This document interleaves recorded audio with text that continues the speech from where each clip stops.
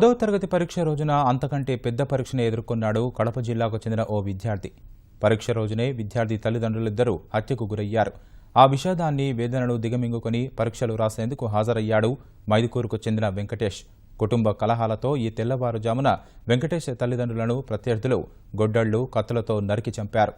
పాఠశాలలో ఉండి పరీక్షకు సిద్ధమవుతున్న విద్యార్థి తల్లిదండ్రుల హత్య విషయం తెలిసి కన్నీరు మున్నీరయ్యాడు. పరీక్షకు వెళ్లాలా వద్దా అనే సందిగ్ధంలో పడ్డాడు.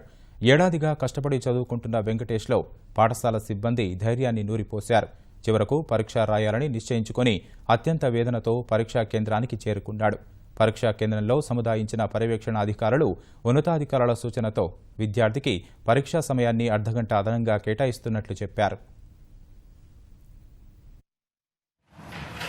జరిగినటువంటి దురదృష్టకరమైనటువంటి సంఘటనకు మేమందరం చింతిస్తున్నాము.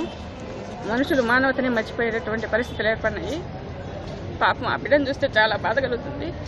మా డిఓ గారు కూడా విచారించారు. ఆ అబ్బాయికి ఒక అర్ధగంట టైం అయినా ఇవ్వండి అమ్మా, రాసేదానికి పర్వాలేదు అని చెప్పడం జరిగింది.